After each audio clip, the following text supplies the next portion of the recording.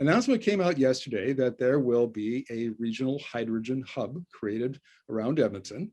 And we're going to be talking to Dan Wicklum, who is the executive director of the Transition Accelerator, about that. So welcome to the interview, Dan. Thanks for the invite. I'm glad to be here. Well, Dan, why don't you give us an overview of what the hub is and what it's supposed to do? So the hub is a new model that we developed with industry and government and some indigenous and civil society interests that basically is a way of getting key players along the full hydrogen value chain engaged in developing a value chain where it works for everyone.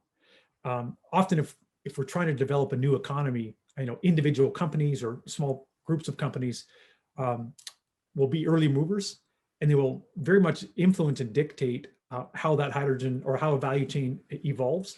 And it might evolve it slower or in ways that is not as economical as it could be. So this is a way of essentially engaging private sector interests, government interests, in a way where we can accelerate the implementation of a self-sustaining hydrogen economy, but also keep track of and incent a public good element as well.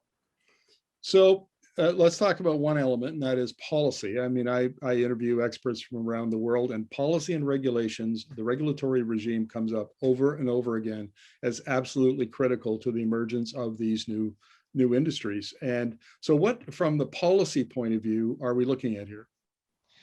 So policy and regulatory framework are critical for sure, maintaining safety, maintaining the public good, and so on. What we're trying to do, frankly, is rely less on policy and regs and more on business model innovation.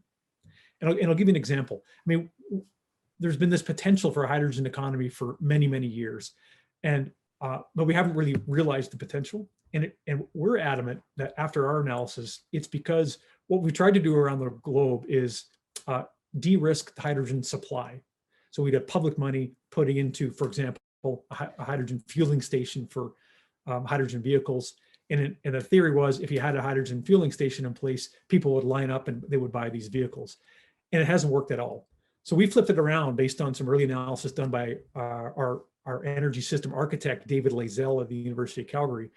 And we're trying to de-risk the market. So in this hydrogen hub, what we're doing is assembling teams of, for example, municipal or commercial fleets, buses, trucks, that none of them individually can use enough hydrogen to make a critical mass of hydrogen demand to warrant substantial investment in creating a supply. But if you aggregate all that demand together, there is a critical mass. So we see this as essentially a business model innovation where we are getting companies to interact and organizations to interact in ways that they have not interacted before, create a market that did not exist before. And then we're trusting the private sector to sort out the best way to make and deliver hydrogen into that new market. So you can think of us as not as innovating on policy or regs, and not even innovating on technology, but we feel that we're innovating on a business model or innovating on commercial deployment.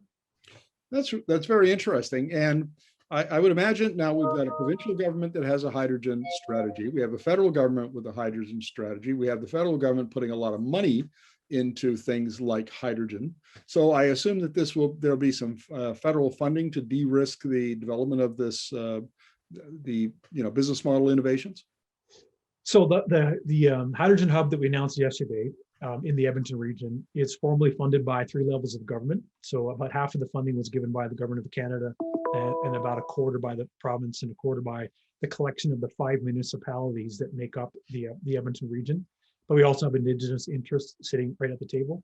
So essentially you can think of this hub model, we feel, as a way of developing a value chain strategy that any investor, whether it's a public investor or private investor, can use and benefit from to de-risk their investments. So we feel strongly that the work that is going to happen inside of the hub, the learnings, the value chain creation, modeling that we're going to do is going to influence how 3 levels of government and the private sector will end up making investments. And we think it will lead to quicker and more investments. And of course, the objective is to advance to a large self-sustaining hydrogen fuel economy in the country. Now, I'm aware that the Transition Accelerator was working on that, or soon will be working on the project, your pilot project, I guess, or test project, where you're testing long-haul trucking between Edmonton and Calgary. And is that the sort of thing that you want to bring to the table so that you can prove the economic viability of a particular business model and then help the private sector then, develop the market, get financing, that sort of thing? So the number of different tools in the toolbox, that's one of them. So that's the Azatec truck project that is now an independent consortium led by the Alberta Motor Transport Association. And that type of project where 2 hydrogen fuel cell trucks will run the road between Edmonton and Calgary, that's important from a perspective of socializing hydrogen and how it's used into organizations. You can't go from a diesel platform right into a hydrogen fuel cell platform just by snapping your fingers. You have to have technical people that understand, how to service the rigs. You have to have technical people that understand how to manage new fleets and new fuel supplies and so on. So there's that component that we'll do inside the hub. And we are going to be advancing hydrogen use for buses and for trains, and to put hydrogen into natural gas distribution lines using that pilot project. But we also think there's a great value in the hub model to think of a regional hydrogen economy, where what is the best use of hydrogen in all of these potential end uses, and what is the best hydrogen supply, so that you can have utility companies talking to trucking companies in ways that they haven't talked before. And there's no reason for those organizations ever to naturally get in a room and speak to each other unless they're brought together inside of a framework that's going to give both of their businesses value.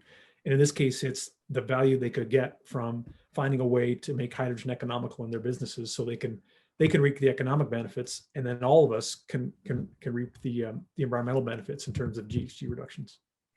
Dan, in terms of what kind of hydrogen that might be produced in the Edmonton region, the provincial government seems to be focused on making it out of natural gas, so blue hydrogen.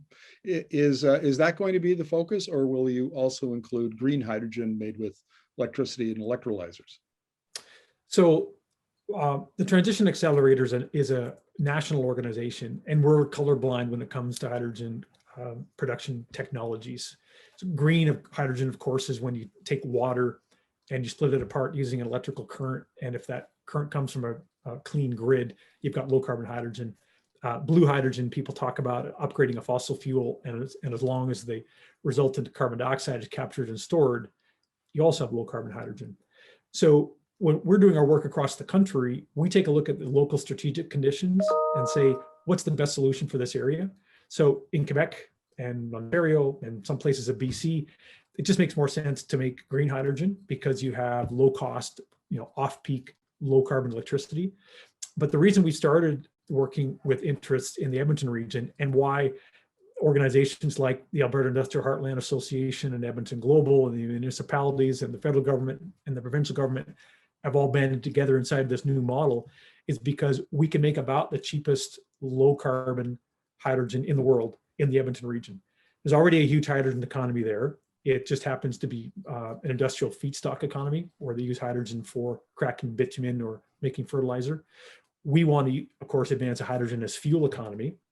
But the unique situation in the Edmonton region, where they've got the engineering expertise, they've got cheap natural gas, they've got pore space in a geology where they can actually sequester carbon, so it becomes a low carbon hydrogen supply. It just makes sense for the Edmonton region for it to be an upgraded natural gas or a blue hydrogen. Well, Dan, this sounds like a very exciting opportunity, and we'll certainly at Energy Media be interested in it and keep tabs. We'll look forward to chatting with you about it again. Thank you for your insights today. Appreciate your interest. If we come back every 6 months, I'm pretty confident we're going to have some significant developments each 6 months going forward.